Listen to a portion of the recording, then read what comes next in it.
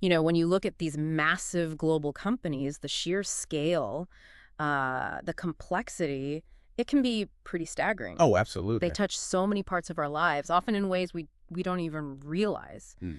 But getting past the headlines, or the product names you see, and truly understanding what drives them, how they manage these really intricate operations across the globe, that really requires getting into the weeds, doesn't it? It absolutely does. These aren't simple operations at all. We're talking about highly sophisticated businesses. They're blending deep scientific expertise with really complex global manufacturing logistics, Right. unpacking how they function, who their key partners might be, and how they manage that whole behind-the-scenes infrastructure. That's essential to grasping the overall picture. And that's precisely our mission today, tailored specifically for you. We've gathered the sources you've provided, notably Corning's recent 10K annual report, their Q1 10Q filing, plus some relevant industry reports and news articles to conduct a real deep dive into Corning Incorporated. Yeah, Corning is a fascinating subject for this kind of exploration. They have this incredible legacy, right, stretching back over 170 years. Wow. It's built on a foundation of innovation in material science, ceramic science, optical physics.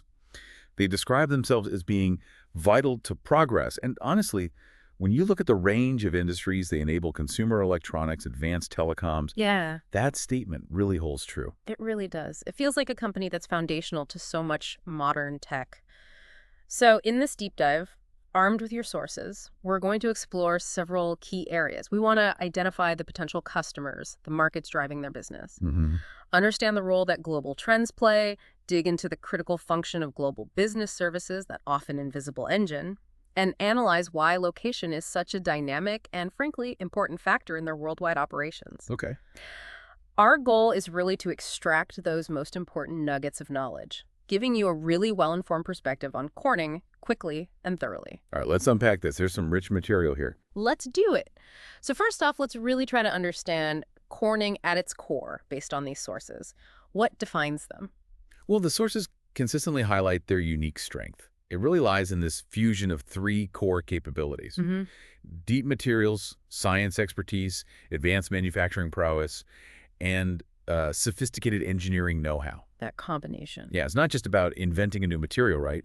It's figuring out how to make it at scale with incredible precision, consistently, pretty much anywhere in the world. That combination sounds like their true superpower. I mean, it's one thing to discover a new property of glass or ceramic, but it's totally another to manufacture miles of ultra-thin, flawless display glass or fiber optic cable that performs under really extreme conditions. Exactly. And this isn't static either.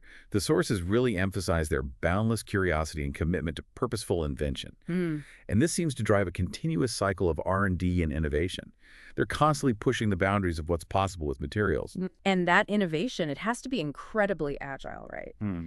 The sources note how they constantly adapt their capabilities. They meet evolving market needs, help their customers capitalize on new opportunities, Yeah, Vicky. whether it's, the shift to 5G, the explosion of data centers driven by AI, or new demands in automotive or life sciences.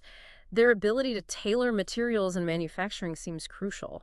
And that adaptability is really reflected in how they structure the business. Mhm. The 10K breaks it down into five main reportable segments. You've got optical communications, display technologies, specialty materials, environmental technologies, and life sciences. Okay, five main ones.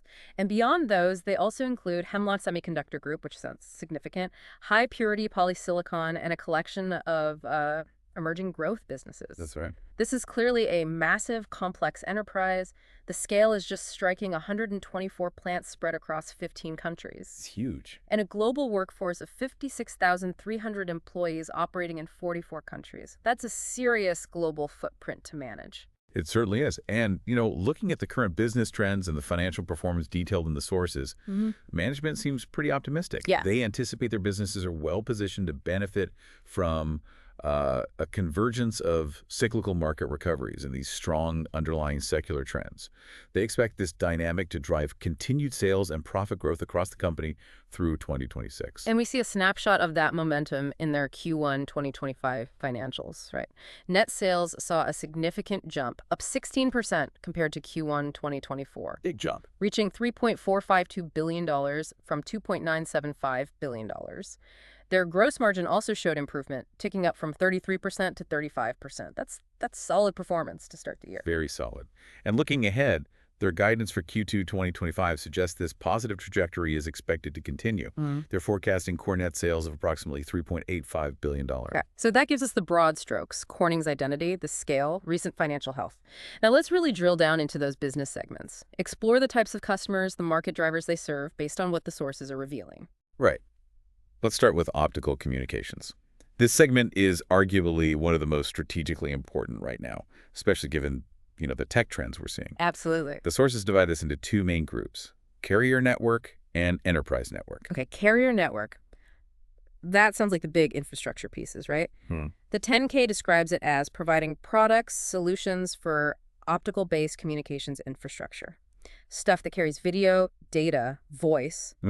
Think about the fundamental backbone of the internet, the telecom networks, those long-haul fiber cables crossing continents. Exactly. The metro networks connecting cities, and the access networks bringing fiber right up to homes and businesses.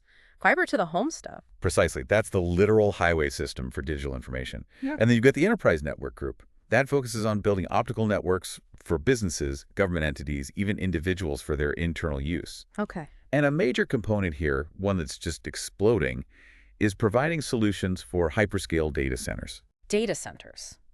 Okay, that immediately connects to the massive growth in AI cloud computing.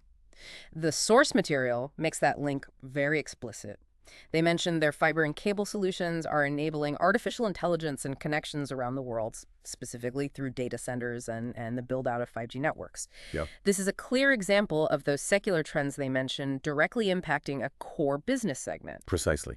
And when you look at the news sources you provided, you see companies like, say, NVIDIA and Cisco mentioned frequently in the context of AI infrastructure, building out data centers, transforming networks to handle the sheer volume of data AI generates. Right. Now, while the Corning sources don't explicitly name NVIDIA or Cisco as direct customers, and we absolutely cannot assume they are, these companies represent the ecosystem, they're the type of major players whose growth and investment directly translate into demand for Corning's high-performance optical fiber, their cable solutions. Okay. So they're building the physical infrastructure that AI requires. That's it. They're building the physical layer. That connection is powerful. It's not just about faster internet anymore. It's like building the nervous system for the whole AI era. Well put. And the Q1 2025 revenue for optical communications really underscores this trend. It saw a massive increase, jumped from $930 million in Q1 2024 to $1.355 billion. That's a substantial increase year over year. Really illustrates the strength in this market right now. Yeah, very significant jump indeed. And it's also crucial to note the customer concentration within this segment. The 10K highlights this.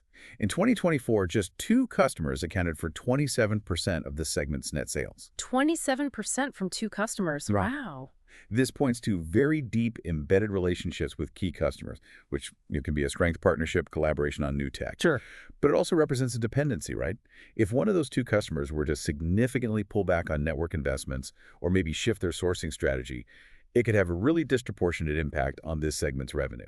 That's a great point, the flip side of having those cornerstone relationships. Okay, moving on. The display technologies segment. This is perhaps the one most people interact with daily without even realizing Corning's behind it. Absolutely. This segment is all about providing those incredibly high-quality glass substrates. They form the basis of flat panel displays, whether it's LCD or OLED technology. Right. These are the fundamental components going into the screens of your TV, your laptop monitor, desktop displays, tablets, smartphones. Everywhere, basically. In manufacturing this glass, it sounds incredibly demanding. The sources describe it as ultra-flat, ultra-thin glass wafers. Very precise. They produce this in key strategic locations globally: New York, France, and China. Q1 2025 revenue for display was robust, $704 million, up from $632 million in Q1 2024. And here, too, we see a high degree of customer concentration. The 10K reports that in 2024, 4 customers accounted for a significant 67% of this segment's net sales. 67% from 4, even more concentrated. Yeah. Again, suggests tight integration with major display panel manufacturers, but also that vulnerability if demand shifts from those specific customers. Makes sense. Now, the specialty materials segment. This feels like where Corning gets to really show off the breadth of its material science wizardry, beyond just fiber and display glass. It really does. This segment leverages a versatile combination of capabilities. They're integrating material science with optical design, precise shaping, advanced coating techniques, finishing incredibly accurate metrology, the science of measurement, Right. and even assembling complete optical systems. So they're not just selling a sheet of glass, they're creating these highly engineered components. And the star product here, the one almost everyone knows, is Corning Gorilla Glass, that damage-resistant cover material protecting so many mobile device screens and backs. That's the famous one. But like you said, it's much more diverse. Within specialty materials, they're also involved in advanced semiconductor packaging. That's becoming increasingly critical for performance in everything from mobile chips to the processors needed for AI hardware. Ah, interesting link back to AI there, too. Definitely. They develop materials for 3D sensing technologies, produce specialized technical glass used in automotive applications, create tinted glass for high-end sunglasses, and even make radiation shielding glass. Wow, that range points to a very broad potential customer base. I mean, on one hand, you've got the major mobile consumer electronics companies for Gorilla Glass. Sure. On the other, you're talking the semiconductor industry, auto manufacturers, possibly even defense or medical sectors for specialized shielding or optics. You know, the news about Apple Intelligence and Meta's continued investments in AI and related hardware that could indirectly drive demand for advanced materials like Gorilla Glass or other components in this segment, right? As manufacturers look for materials that enable new designs, better durability, new optical features for devices integrating AI. It's all about enabling that next generation of devices and systems. And manufacturing locations for specific specialty materials products, they mirror some of their other segments. Wafers for semiconductor or display applications are made in New York, France, China, for instance. Okay. While specialized products like the sunglasses or shielding glass might have different production sites, France was mentioned for those specific examples in the sources. Got it. Q1 2025 revenue for specialty materials was $495 million. Wow. A nice increase from $450 million in Q1 2024. Solid growth. And the 2024 annual breakdown gives more granularity. It shows Gorilla Glass alone accounted for $1,224 million, Big number. while advanced optics and other products brought in $794 million. It really shows just how significant that mobile device market is for them through Gorilla Glass. Absolutely. And, like the other segments, notable customer concentration here too. 2 customers were responsible for 43% of net sales in 2024. Seeing a pattern here. Another segment with distinct market dynamics is environmental technologies. Right, this segment is focused on providing solutions for emissions control, primarily for vehicles. Exactly. They manufacture ceramic substrate and filter products. These are essential components in emissions control systems used in both automotive vehicles and heavier-duty and light-duty diesel engines. And another area, I assume, with high customer concentration. Very high. 3 customers accounted for a significant 71% of the segment's net sales in 2024. 71% from 3. Wow. It's interesting to note that unlike optical or display, this segment saw a slight decrease in Q1 2025 revenue. It came in at $426 million compared to $463 million in Q1 2024. Yeah, a slight dip. The sources don't provide explicit commentary on that specific dip, but it could reflect, cyclical factors in auto production or maybe changes in emissions standards impacting demand for specific product types. Hard to say for sure from this data alone. Fair enough. Then there's the life sciences segment. This one's different again, catering to the pharmaceutical, biotech, and research communities. That's right. Here, they provide products designed to accelerate drug discovery and delivery and offer solutions for bioproduction processes. Okay, so this clearly points to major pharma companies, academic and commercial research labs, facilities involved in producing biological therapies, vaccines. Those are their primary customers. Exactly. And guess what? Customer concentration is a feature here too. 2 customers made up 42% of this segment's net sales in 2024. 42% from 2. Q1 2025 revenue was relatively stable, $228 million versus $225 million in Q1 2024. Pretty flat. Yeah. It's interesting to think about this segment, though, in light of some recent news mentions, like the FDA discussing the increasing use of AI in drug approvals. Hmm. I mean, while that's about the regulatory process, it kind of highlights how technology is becoming more deeply integrated into the entire life cycle of pharmaceuticals, right? From discovery to approval. And Corning's life sciences products are part of the ecosystem that supports that innovation. They have a manufacturing presence in China for this segment, a subsidiary in Wujiang, demonstrating their global supply capability for labware and bioproduction stuff. Good point, serving that global market. Finally, we have the Hemlock Semiconductor Group, or HSG, and that portfolio of emerging growth businesses. Right, HSG, you mentioned it earlier, a leading global provider of high-purity polysilicon, critical material for both solar power and the broader electronics sector. Yep. And HSG recently received a significant boost mentioned in the news, securing $325 million in CHS Act funding from the U.S. government. Ah, the Cheech E2 ethics money. Exactly. To build a new facility in Michigan. This isn't just about expanding capacity. It's a clear example of how government, industrial policy, and incentives are playing a direct role in, strengthening domestic supply chains for critical materials like polysilicon. Highlights the strategic importance of location. Absolutely. It really underscores how governmental priorities, global supply chain security concerns can directly influence where companies like Corning choose to invest and build manufacturing capacity. Totally. And the emerging growth businesses, things like pharmaceutical technologies and auto glass solutions, they represent areas where Corning is leveraging its core capabilities to explore new customer opportunities for the future. Makes sense. Planting seeds for growth. Q1 2025 polysilicon revenue was $206 million, slightly down from $216 million in Q1 2024. Yeah, might just reflect some dynamics in the solar or electronics poly markets at the moment. Okay, wow. That's a really comprehensive look at their diverse business segments and the markets they serve. From the literal foundations of the internet and AI to the screens in our pockets and the labs developing future medicines, it's clear this is a company operating at immense scale across vastly different industries. It truly is. And managing a company of this scale, plants in 15 countries, employees in 44, serving complex global customers across 5 major segments plus emerging areas. Well, that requires an incredibly sophisticated operational backbone. Right. And that brings us to a crucial, often unseen part of the organization, global business services. Ah, the behind-the-scenes engine, as that HFS research source described, Corning Shared Services, or CSS. It's so easy to focus on the cool materials and products, but without these essential functions running flawlessly, the whole global machine just grinds to a halt, doesn't it? Exactly. GBS typically encompasses centralized functions like finance, HR, procurement, IT support. The nuts and bolts. Yeah, the nuts and bolts. The HFS source highlights several key value drivers for CSS. They talk about improved base business productivity, essentially making the day-to-day administrative processes more efficient across the board. And the source specifically mentions their ability to navigate major challenges, like the COVID-19 pandemic, without disruption. How does a shared services model help with something like that? Well, it's about having centralized, standardized processes and technology infrastructure that can adapt quickly. Okay. Think about it. When offices shut down globally, a well-established GBS organization can more effectively support a massive shift to remote work, ensure payroll runs on time across dozens of countries, handle crisis comms, manage supply chain disruptions from a coordinated hub. Rather than leaving individual country offices to figure it out in isolation, it provides resilience. That makes perfect sense. It creates a level of control and consistency, especially in chaotic times.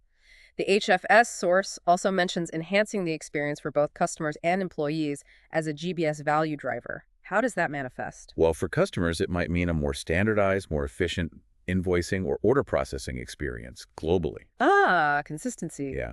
For employees, it's about having consistent HR services, reliable IT support, or maybe streamlined expense reporting, regardless of which of the 44 countries they happen to be in. It just removes administrative friction. And the HFS piece links the success of CSS fundamentally to their people and fostering what they call a one-office mindset. They see this contributing to the broader One Corning value, breaking down internal silos, operating more cohesively as a single entity. And this concept, global business services managing critical administrative functions, it connects directly to that widespread trend of finance transformation, which was really evident in the Google News results you provided. Finance functions everywhere seem to be undergoing massive changes. They absolutely are. Yeah. Finance transformation, which often resides within or is closely linked to GDS, is about fundamentally rethinking how the finance function operates. Okay. Based on the sources, this involves heavily leveraging technology, driving automation of routine tasks, improving the use of financial and operational data to generate deeper insights, and constantly adapting to complex and, frankly, ever-changing regulatory requirements around the world. So what are the big goals companies are trying to achieve with this kind of transformation? What's the payoff? The goals are multifaceted. First, creating administrative synergies, which basically means streamlining, consolidating processes, getting more done with less effort or fewer resources just tied up in admin tasks. Efficiency. Right. Second, significantly improving productivity. Automating manual work frees up finance teams to focus on more strategic activities, more value-add stuff. Third, driving insights. This is critical. It's about getting faster access to reliable data, using advanced analytics, reporting tools to understand profitability by product, customer, region, providing timely info for executive decision-making. Faster, better decisions. Exactly. And finally, it's about driving broader digital adoption, making finance and potentially other GBS services more tech-enabled and efficient overall. And the technologies powering this, as mentioned in the sources, include major ERP systems like SAP S/4HANA, cloud solutions, and increasingly artificial intelligence. Yes, AI is really starting to play a role in finance transformation. That OneStream blog you included gives specific examples of how AI is being applied within corporate performance management or CPM platforms that support finance. Like what? Well, they mention capabilities like AI planning, which can use historical data and external factors to generate more accurate forecasts, and AI account reconciliations, which can automate the matching and verification of transactions, flagging only the exceptions for a human to review. That saves a ton of time. Huge amounts of time. Yeah. They even talk about AI agents helping with complex queries.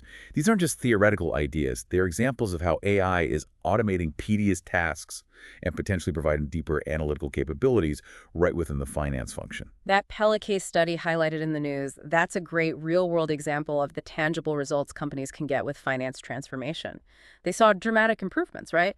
95% faster financial close, Incredible number. reducing report processing time from days down to minutes, and achieving 90% faster profitability reporting. Those kinds of speed and efficiency gains are just massive for a large company. Absolutely. Imagine the difference that makes in decision-making. If you can close your books and get profitability reports in minutes, not days, executives have much fresher, more relevant data to act on. It changes the game. Yeah. And Accenture's perspective on successful finance transformation, particularly when implementing big systems like SAP S/4HANA, it lays out the key components that allow GBS to deliver this value. They emphasize starting with a clear vision for what finance should become. Gotta know where you're going. Exactly. Creating a roadmap that includes achievable quick wins early on to build momentum. A relentless focus on the users of the system, making it intuitive and effective for the people relying on it. User experience matter. Absolutely. Mastering data quality and governance, and crucially, understanding and addressing both global and local requirements. Global and local requirements. That sounds incredibly challenging for a company like Corning, operating in 44 countries with employees, 15 with plants. How do you standardize processes while still accounting for all those unique local needs? That's the heart of the challenge in global GBS and finance transformation. It really is.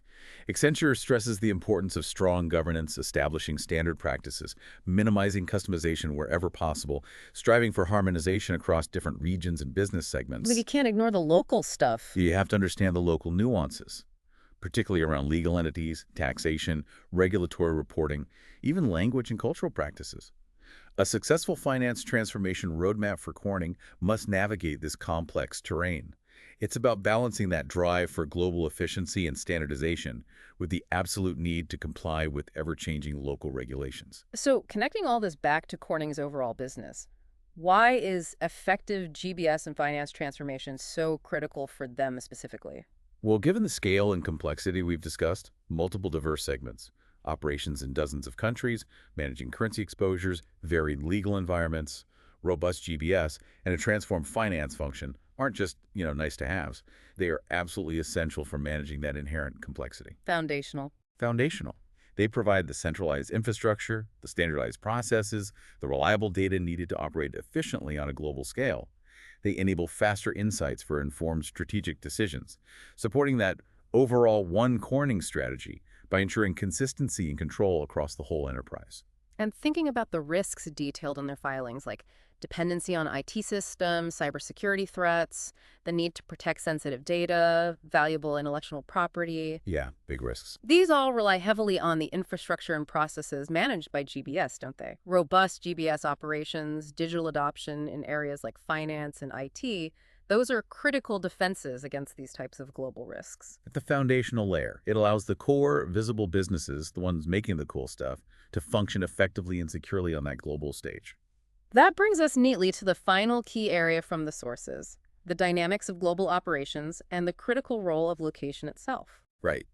As we've already highlighted, Corning has this extensive global footprint, 124 plants in 15 countries, workforce across 44 countries. The 2024 sales and asset data from the 10K really helps illustrate this distribution. Yeah, North America is their largest region, both sales and assets, with U.S. dominating there.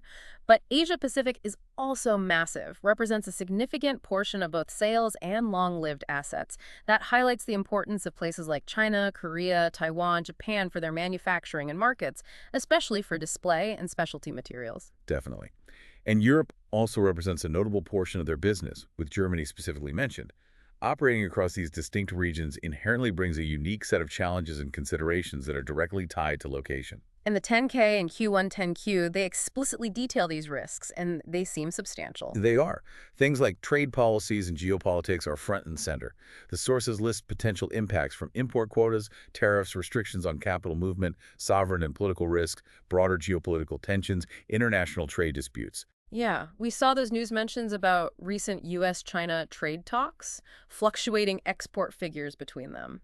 While we're not getting into the politics here, those examples really illustrate the real, tangible impact that location-specific trade policies and international relations can have on a global manufacturer like Corning. It affects costs, market access, supply chains. Absolutely. And currency fluctuations are another major location-based risk. Operating in different countries means earning revenue, incurring costs in different currencies. The sources note significant exposures: Japanese yen, South Korean won, Chinese yuan, New Taiwan dollar, the euro, Mexican peso. A lot of currencies. Yeah. Changes in the relative value of these against the US dollar can significantly impact their reported financial results. That's why you see them using constant currency reporting for segment performance. And they utilize financial instruments like forwards and options, essentially, hedging tools to try and lock in future exchange rates for anticipated transactions, trying to mitigate some of that volatility. Trying to smooth things out. Legal and regulatory environments also vary dramatically country to country. That South Korean tax dispute mentioned in the 10K is a really concrete example of this. That is. Corning's appealing tax assessments there and, as a condition, has $253 million of cash on deposit with the South Korean government. That's a specific, location-driven legal challenge with a direct financial implication right there on their balance sheet. Exactly. And it's not just tax law. Differing legal systems impact critical areas like intellectual property protection. Yeah. For an innovation-driven company like Corning, protecting their patents, trademarks, trade secrets across all 44 countries where they have a presence, that's a complex, ongoing legal and operational challenge. Huge challenge. And supply chain and operations risks are also heavily tied to location. The sources highlight potential disruptions from natural disasters, health crises like we saw with COVID, political instability, conflict, or just issues at specific manufacturing facilities or key suppliers, especially if those operations are geographically concentrated. Relying on a single plant in one country for a critical component introduces a lot of location-specific risk. It really does. And managing that global workforce, 56,300 employees across 44 countries, that presents its own set of location-based complexities. You're navigating diverse labor laws, compensation structures, talent acquisition strategies, cultural norms, the need to attract and retain specialized expertise in all these different global markets. Okay, so bringing this full circle back to global business services and service delivery, it becomes crystal clear how deeply intertwined GBS operations must be with these location dynamics. GBS can't just operate in a vacuum, can it? Absolutely not. Yeah. It has to understand and effectively navigate the diverse global and local requirements and risks we just discussed. That finance transformation roadmap, for example, isn't just about implementing new software. It has to be designed with a deep understanding of the nuances of accounting standards, tax regulations, reporting requirements in every major country Corning operates in.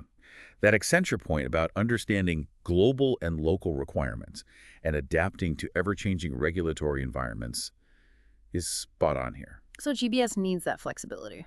It has to build systems and processes flexible enough to handle both the global standardization drive and all the required local variations. It's a balancing act. Then looking at their subsidiary list, you see tangible examples of this distributed operational backbone. You mentioned entities like Corning Hungary Data Services suggest GBS or IT functions located there. hmm You also see manufacturing and sales entities spread across countries like China, Mexico, Poland, Germany for different segments. GBS has to effectively serve all of these diverse locations, ensuring consistent quality, compliance, while adapting to local needs and risks. Exactly. And that news snippet about Microsoft closing its AI lab in Shanghai while NVIDIA is planning a new R&D center there, it serves purely as an illustration, Brett. Yeah, just context. It shows how dynamic the attractiveness and viability of specific locations for business operations can be. These decisions are influenced by this complex interplay of factors: talent, government policy, market access, geopolitical climate, all of which feed into the strategic considerations for where a global company like Corning locates its critical functions, including GBS and manufacturing.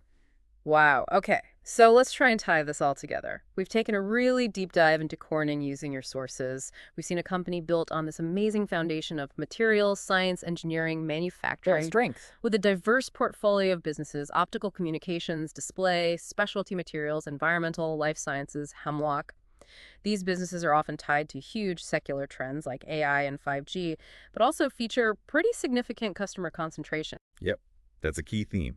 And we've explored the absolutely vital, often unseen role of global business services, supported by ongoing finance transformation, as that critical engine managing the immense complexity of this global enterprise. Right. GBS drives productivity, provides resilience, aims for synergies, and is increasingly leveraging tech like AI to provide better insights, all while needing to navigate that intricate web of global and local requirements.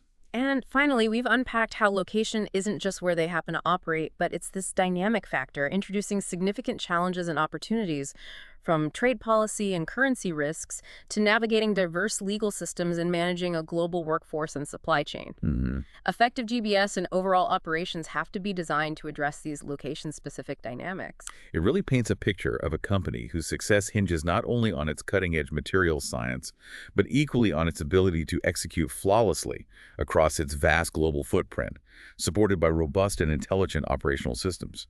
So here's the final thought for you, our listener, to sit with, based on everything we've covered today.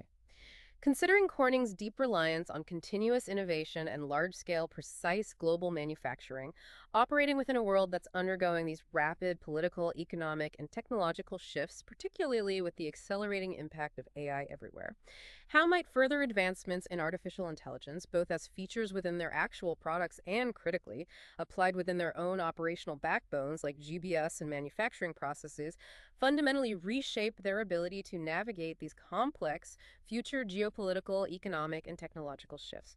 And what does their extensive global footprint really imply for their resilience in the face of potentially unpredictable disruptions down the road?